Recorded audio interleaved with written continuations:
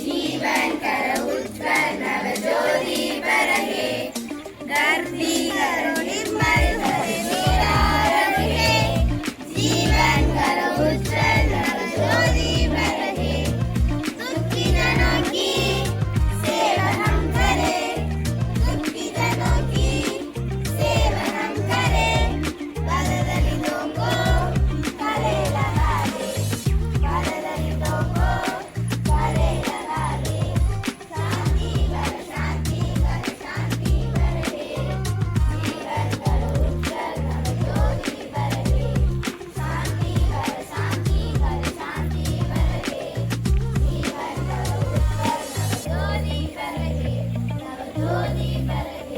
नव ज्योति बरहे தூய்மை தனிலேயங்கள் தந்த இறைவா துறங்கும் மொழிகளே என்றும் வருவாய் தூய்மை தனிலேயங்கள் தந்த இறைவா துறங்கும் மொழிகளே என்றும் வருவாய் துன்பமுற்றோர்க்கு தொண்டு செய்யவும் துன்பமுற்றோர்க்கு தொண்டு செய்யவும் நல்குவோர்க்கு நல்லன்பு காட்டவும் நல்குவோர்க்கு நல்லன்பு காட்டவும் அமைதி நிலவ உழைப்போம் உறங்கும் எனக்கு வைக்க வேண்டாம். சரி சரி சரி கண்டிப்பாக ஓகே சரி. கத்தோன்றி மண் தோன்றா காலத்தே வாளோடு முன் தோன்றிய மூத்த கொடி எங்கள் தமிழ் கொடி 50,000 ஆண்டுகள் ஆனாலும் என்றும் இளமையான இனிமையான தமிழ்தாயை வாழ்த்தும் விதமாக தமிழ்தாய் வாழ்த்து.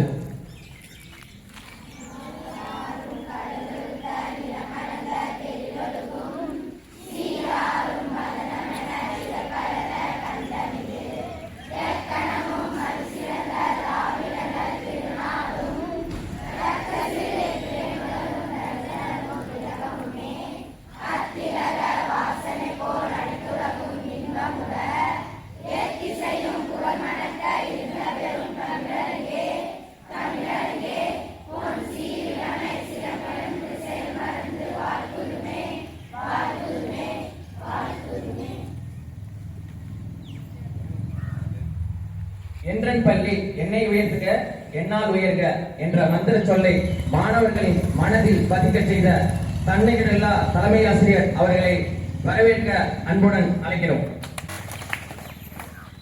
நம் பள்ளியில் 79வது சொந்த விருந்தினர்களாக சந்தித்து நம் பள்ளிக்கு மாணவர்களுக்கும் ஆசிரியர் மற்றும் மக்களுக்கும் பாதுகாப்பு அரணாகவும் இருந்து பள்ளிக்கு தேவையான எந்நேரமும் பள்ளியை பற்றி சிந்தித்து பள்ளியோட தரத்தை உயர்த்துவதற்கும் மாணவர்கள் நலன் அக்கறை கொண்டு நம் பள்ளியை சிறப்பித்துக் கொண்டிருக்கிறோம். நம் பள்ளி செயலர் மற்றும் நாளாளர்கள் இந்த 79வது சொந்தங்களுக்கு கொடியேற்றி சிறப்புரையாற்றுமாறு வருகின்ற அவர் செயலர் அவர்களே வருக என வரவேற்கிறேன்.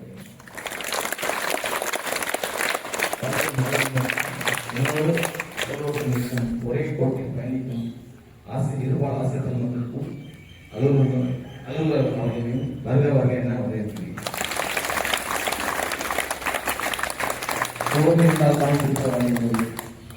அதுபோன்று மாணவர்கள் என்னோடு நாங்கள் எந்த கட்டத்தை எடுத்தாலும் இந்த திட்டத்தை எடுத்தாலும் அதுக்கு முழு ஆதரவு இருக்கும். மாணவர்களை உங்களையும் இந்த நிலையத்துக்கு வருக என்று வரவேற்கிறேன்.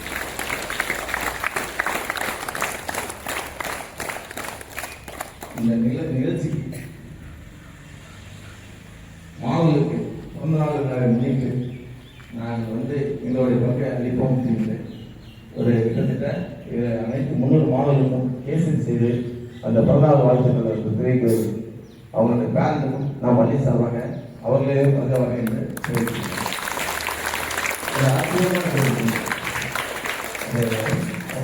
அப்பா மணியாணி சொல்வது நான் பள்ளிக்கு நான் சொந்த செய்யணும் சார். அவங்க டிஸ்கஷன் கொடுத்து இருந்தாங்க. அவங்களே இந்த நிகழ்ச்சிக்கு தற்போது அவர் கொடுத்து சென்றதால இந்த நிகழ்ச்சிக்கு அவர்களுக்கும் வருகிறோம் என்று வரவேற்கிறோம்.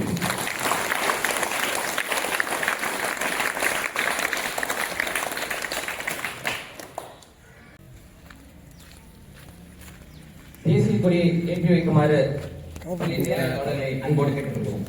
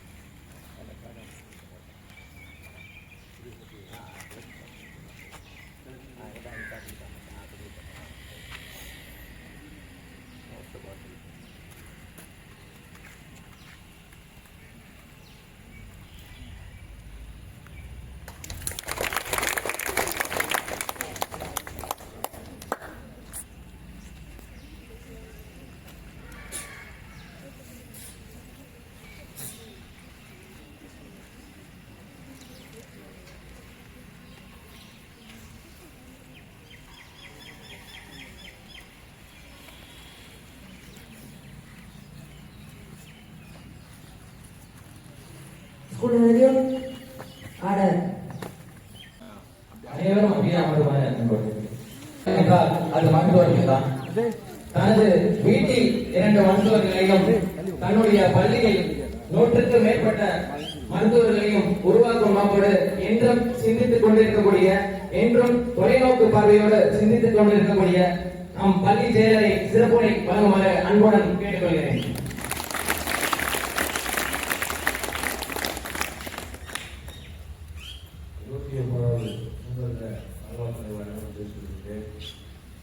பள்ளி தலைமை ஆசிரியர் மற்றும் நிர்வாக ஆசிரியர் பெருமக்கள், அலுவலக பணியாளர்கள் மற்றும் மாணவர்கள் அனைவருக்கும் வாழ்த்து தெரிவித்துள்ளேன்.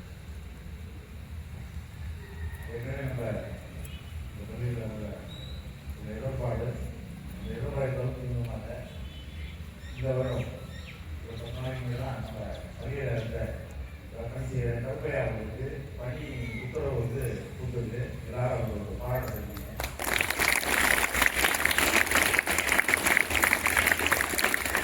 அதே மாதிரி நம்ம பள்ளியில் 4 பேர் பணி உத்தரவு வாங்காமல் உட்காந்துருக்கோம். அதுக்கு இந்த மாதம் கடைசியாக 2 மாதம் முடிச்சுட்டு ஒரு கண்டிப்பாக ஒரு நீர்வரத்து வழக்கில் அவங்க ஒரு நல்ல இதை இருக்குவான்னு நினைக்கிறேன். அதில் ராஜேஷ் சார் ஒன்று, லட்சுமியா சார் ஒன்று, ஒன்று, 4 பேருக்கு சம்பளமே அந்த கவர்மெண்ட்லேருந்து வாங்காமல் உங்களுக்காக வச்சுருக்கேன். அதே மாதிரி நம்ம பிடிஏல கூட யோகசீலர்கள் கவிதா பண்ணலாம். இந்த 4 பேரும் அவங்களோட சேர்த்து உங்களுக்கு ரொம்ப குறைச்சி சம்பளத்தில் நான் செய்கிறதோட அவங்க தான் அவங்களுக்கு நல்லா பண்ணி செஞ்சுருக்காங்க. காரணம் அவங்களுக்கு சம்பளத்தை எதிர்பார்த்து இந்த கல்வியில் உங்களுக்கு அந்த ஆசையாக இல்லை. இருந்தாலும் அவங்களுக்கு நம்ம நல்லது செய்யணும். கண்டிப்பாக பார்த்தீங்கன்னா நம்ம டீச்சர் எல்லாம் யாருக்காவது உங்களுக்கு அவங்களோட எல்லா பசங்களோட அவங்க ஒரு நல்ல நட்போட தான் நல்லா நடத்திக்கிறாங்க. சேர்த்து பார்த்தீங்கன்னா போன வருஷமும் முதல் வருஷமும் 100% மதிப்பெண் எடுத்துருக்காங்க. அது முதல்ல நீங்களா அட்வான்ஸ் டீச்சர்ஸ் எல்லாத்தையும் நீங்களே கைது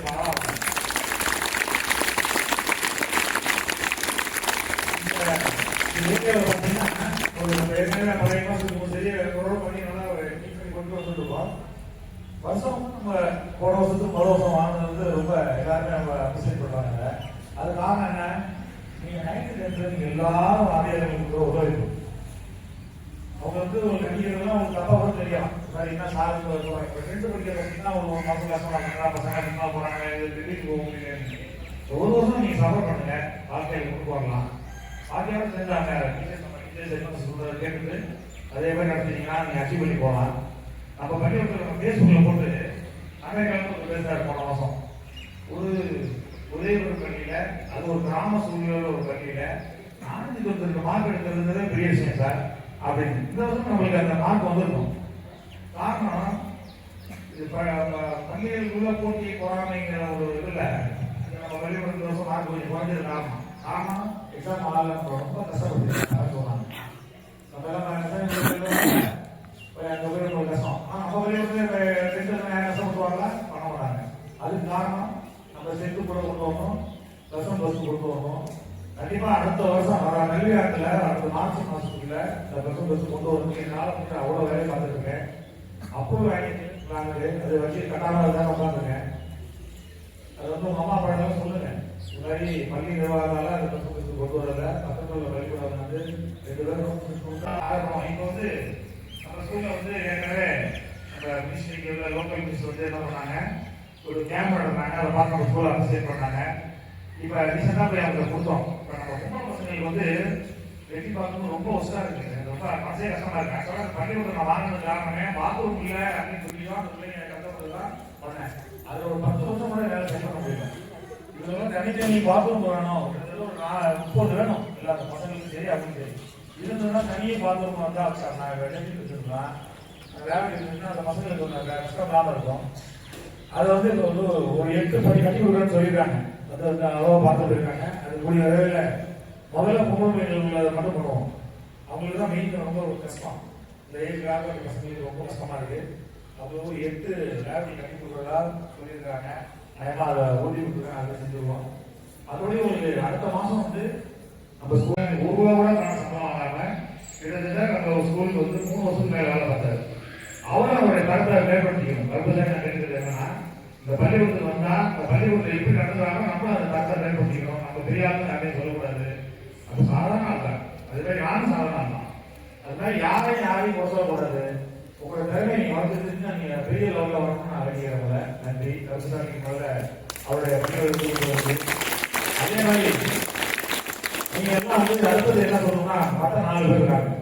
மற்ற 4 பேர் வந்து நம்ம 4 பேர் ஏற்கனவே சொன்னால அவங்களுக்கும் சீக்கிரம் முடிய வேலை நல்லா நடக்கணும் எல்லாம் வேண்டிங்க. கடவுள்கிட்ட வேண்டிங்க. அவங்களும் உங்களால் வந்து ஊரெல்லாம் வந்து பிள்ளைங்கலாம் வந்து ராஜேஷ் சார் வந்து கஞ்சா வந்து யோசிச்சிருக்காரு.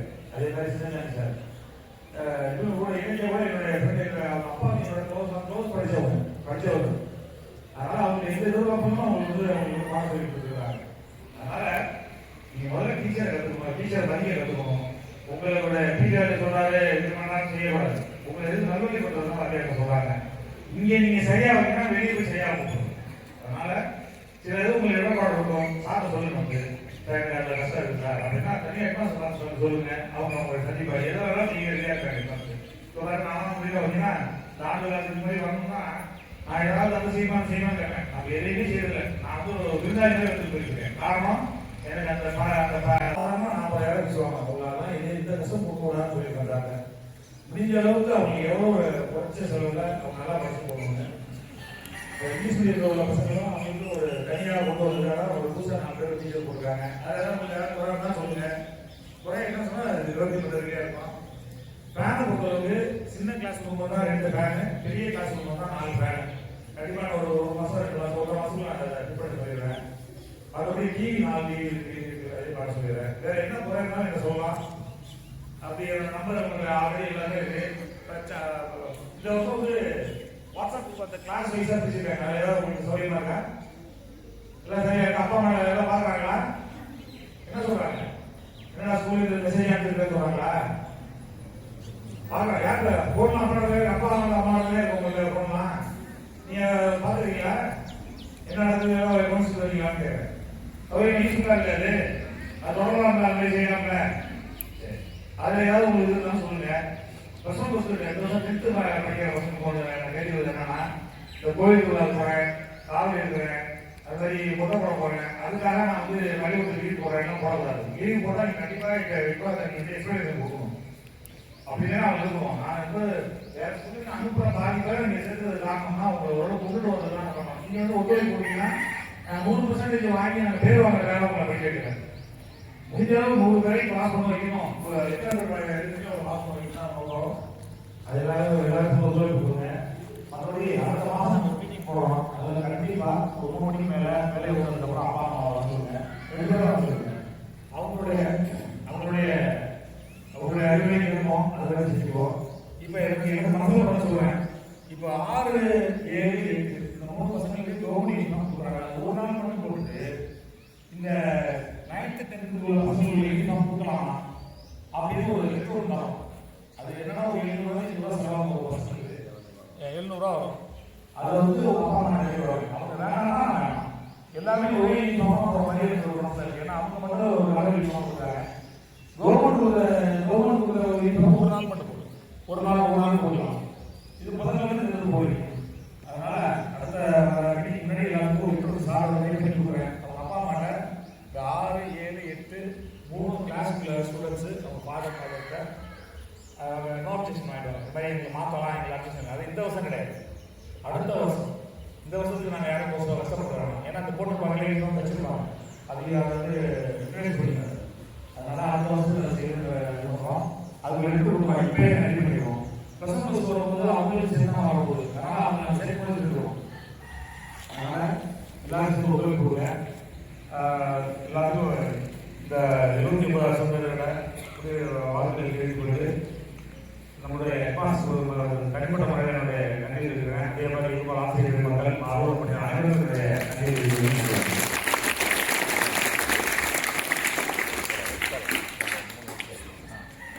என்றுமே புதுசாக சிந்தித்துக் கொண்டிருக்கக்கூடிய புதிய புதிய திட்டங்களை கொண்டு வரக்கூடிய தொலைநோக்கு அன்புள்ள மக்களே, நான் பள்ளி நாயகன் உலகநாதன் சிதம்பரம், சுருக்கமாக வ.உ.சி. என்று நீங்கள் அன்புடன் அழைக்கும் சிதம்பரம். இன்று உங்களின் விடுதலைக்காக நான் போராடிய நாட்களை பற்றி உங்களிடம் நேரடியாக பகிர்ந்து கொள்ள வந்திருக்கிறேன். இந்த மண்ணின் விடுதலைக்காக நான் பட்ட துயரங்களும் நான் சந்தித்த போராட்டங்களும் என் கண்முன்னே பசுமையாக இருக்கின்றன. சுதேசி சட்டசபையில் நான் வழக்கறிஞராக இருந்தபோது ஆங்கிலேயர்கள் ஆதிக்கத்தை கண்டேன். குறிப்பாக அவர்கள் கப்பல் போக்குவரத்து மோனோபோலி உடைக்க வேண்டும் என்று தோன்றியது. ஏன் எங்கள் மக்கள் ஏன் அவர்களின் கப்பலை வைக்க வேண்டும்? எங்களுக்கென்று ஒரு கப்பல் இருக்க வேண்டாமா? இந்த எண்ணம் தான் என்னோட வைத்தது. அதன் விளைவுதான் சுதேசி நேவிகேஷன். ஆங்கிலேயர்களின் பிரிட்டிஷ் இந்தியன் ஸ்டேட் நேவிகேஷன் கம்பெனிக்கு எதிராக நம் தேசத்தின் பெருமையை காக்க பலரிடம் நிதியை திரட்டினேன். பல சவால்கள், பல போராட்டங்கள் என் நண்பர் சுப்பிரமணிய சிவாவின் உதவியுடன் மக்களிடம் தேசபக்தியை விதைத்தேன். எங்கள் கப்பல் தூத்துக்குடியிலிருந்து கொழும்புக்கு சென்று வந்த முதல் நாள் அது வெறும் ஒரு கப்பல் பயணம் அல்ல, நம் தேசத்தின் விடுதலை பயணத்தின் முதல் படி. ஆங்கிலேயர்களுக்கு அது அச்சத்தை ஏற்படுத்தியது. என் விடுதலை போராட்ட உணர்வு அவர்களுக்கு உறுத்தலாக இருந்தது. என்னை எப்படியாவது அழைக்க வேண்டும் என்று நினைத்தார்கள். 1908 சுப்பிரமணிய சிவாவை கைது செய்யும் பொழுது அவருக்கு ஆதரவாக போராடினேன். அதன் விளைவாக நானும் கைது செய்யப்பட்டேன். 6 ஆண்டுகள் சிறைவாசம். என் நண்பர் சுப்பிரமணிய சிவாவின் தேசபக்தியை நான் கண்டு மேலும் எனக்கு உறுதியாகவும் உத்வேகத்தையும் அளித்தது. நன்றி. வ.உ.சி. சிதம்பரனார் அவர்களை கண்முன் நிறுத்திய சிங்கப்பெண் விசாலினி அவர்களுக்கு வாழ்த்துக்கள். அடுத்து கடலில் மட்டும்தான் சுனாமி வருமா? இதோ நம் பள்ளியிலும் சுனாமி வரப்போகிறது. அடுத்து வர இருப்பவர் அனுஷ்கா.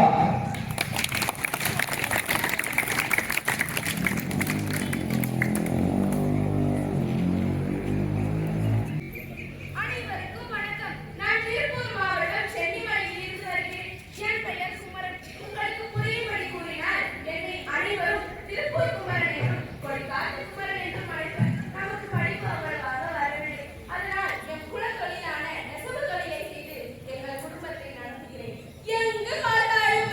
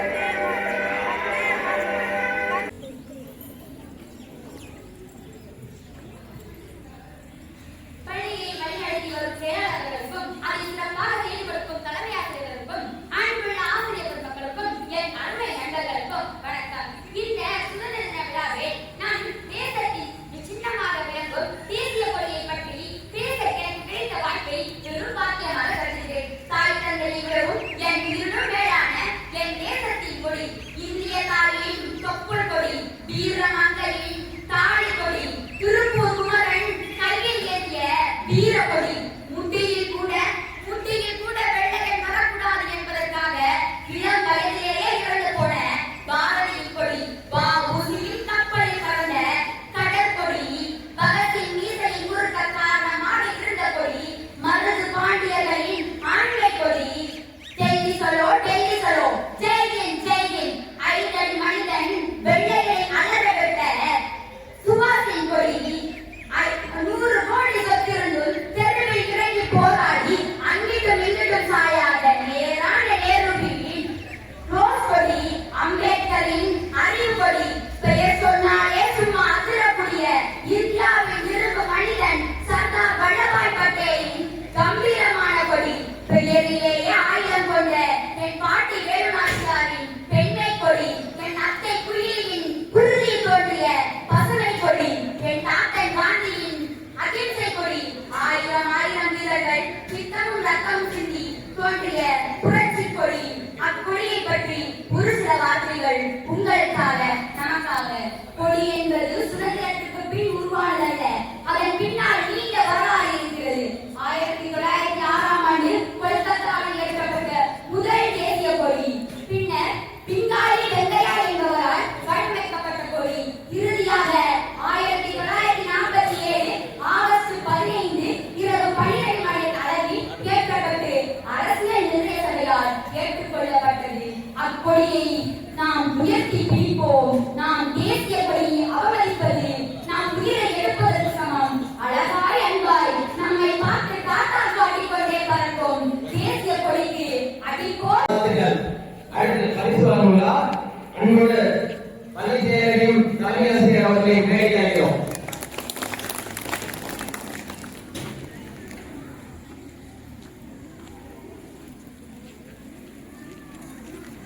இந்தியாவில் உயரிய விருதான பாரத ரத்னாவை விட அமெரிக்காவில் வழங்கக்கூடிய நோபல் பரிசை விட அதிக இன்பத்தை தரக்கூடியது, அதிக மன சந்தோஷத்தை தரக்கூடியது பள்ளி அளவில் பள்ளி பருவத்தில் வாங்கக்கூடிய பரிசுகளை. அந்த பள்ளி பரிசுகளை வழங்க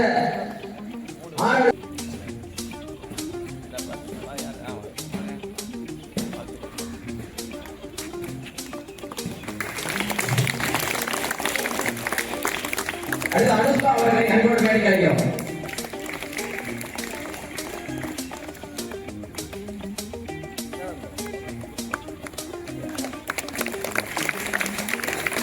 துளசி அவர்களை அன்போடு மேடைக்கு அழைக்கிறோம்.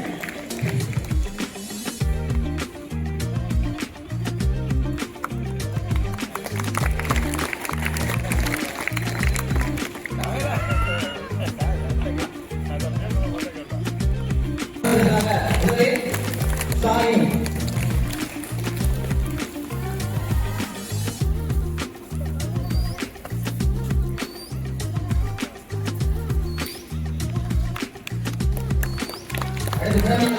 ஹரிஹரன் அவர்களை அன்போடு மேடைக்கு அழைக்கிறோம்.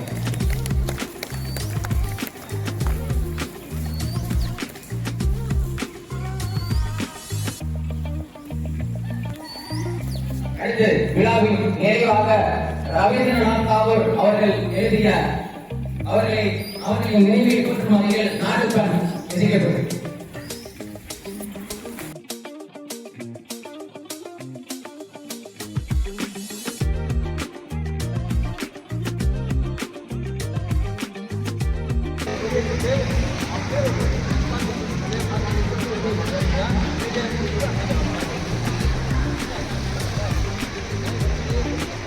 Thank